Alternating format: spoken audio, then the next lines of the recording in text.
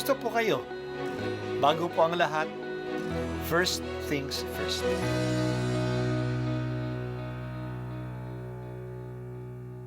Good morning po. Sinisimulan po natin ngayon ang first things first. At dito po, tinatalakay natin sa unang bahagi ng umaga natin ay ang first readings na binabasa po sa banal na misa. Ito pong tinatalakay natin kasi madalas po kasi marami na tayong alam tungkol sa gospel readings. Pero konti po ang nagsasalita sa first readings. Pero ang first readings, bahagi din po yan ng Biblia, ng banal na kasulatan. Kaya susubaybayan po natin ang mga first readings, basahin po natin at kuminsan kailangan ng basahin ng 2 o 3 beses bago maintindihan kasi hindi po tayo familiar sa mga istorya at sa mga kaisipan na tinatalakay dito.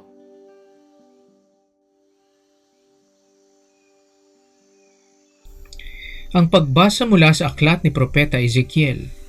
5 araw noon ng 4 na buwan ng 5 taon ng pagkatapon kay Haring Joaquin. Ako na saserdote at anak ni Buzi ay nasa Kaldea sa baybayin ng ilog Kebar nang kausapin ng Panginoon. Nang ako'y tumingala, naramdaman ko ang malakas na hangin na hanging nagmumula sa hilaga at nakita ko ang makapal na ulap na naglilingid ng liwanag.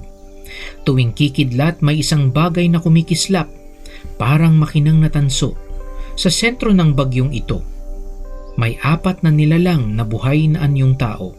Nang sila'y lumipad, parang lagaslas ng malaking baha ang dinig ko sa pagaspas ng kanilang mga pakpak, parang ugong ng tinig ng Diyos na makapangyarihan sa lahat, parang ragasan ng isang malaking hukbo.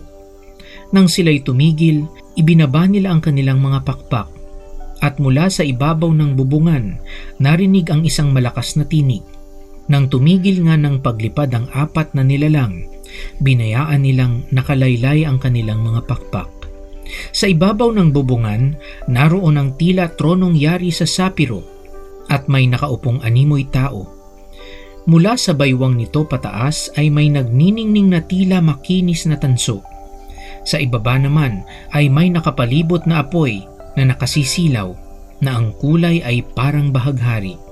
Ganyan ang katulad ng kaningningan ng Panginoon. Ang salita ng Diyos. Salamat sa Diyos. Nagsisimula tayo ngayon ng pagbasa mula sa aklat ni Propeta Ezekiel. Ang propetang ito ay kasama sa mga bihag na pinadala sa Babylonia sa unang pagkakapatapon ng mga Israelita mula sa Jerusalem noong taong 597 BC. Doon sa Babylonia, isang araw ng mga taong 593 BC, natanggap ni Propeta Ezekiel ang tawag ng Diyos sa kanya na maging propeta sa pamamagitan ng pangitain sa hilog ng Kebar. Doon nagkaroon siya ng pangitain na siya ay nasa presensya ng Diyos na dakila. Ang Diyos ay parang isang nakaluklok sa maningning na trono. Napapalibutan siya ng apoy na nakasisilaw at ang kulay na ito ay parang bahaghari. May mga kidlat sa paligid niya at may mga anghel na lumilipad-lipad paikot sa kanya. Ang bawat isa ng anghel ay may 4 na pakpak at ang tunog ng pakpak ay parang ragasa ng malaking hukbo. Puno ng kapangyarihan at kaluwalhatian ang pangitain niya. Katangi-tangi ang pangitain ng presensya ng Diyos kay Ezekiel kasi ito'y nangyari sa labas ng lupain ng Israel. Ang paniniwala ng mga tao noon na si Yahweh, ang kanilang Diyos, ay ang Diyos ng mga Israelita lamang at doon lang siya sa lupain ng Israel. Pero dito siya nagpakita sa labas ng lupain ng Israel. Ang Diyos pala ay hindi lang Diyos sa kanilang lupain. Siya ay matatagpuan din sa labas ng kanilang lupain. At siya ay Diyos hindi lang ng mga Israelita, kundi ng lahat ng mga tao. Si Yahweh ay ang Diyos ng lahat. Ang kanyang kadakilaan at kapangyarihan ay matatagpuan kahit saan. Ang katotohanan ito ay dapat nating alalahanin kasi para sa atin ang Diyos ay matatagpuan lang sa katangi-tanging lugar tulad ng simbahan. Hindi. Diyos siya.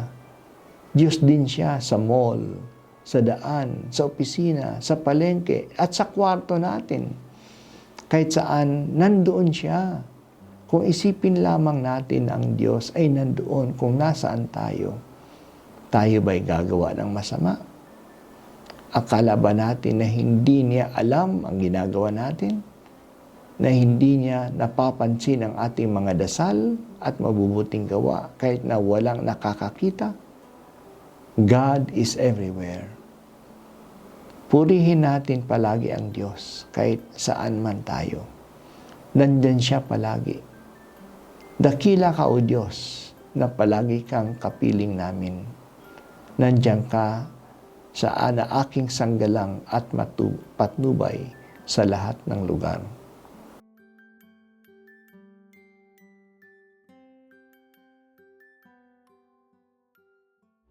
At ako po ay si Bishop Broderick Pabilio dito sa First Things First.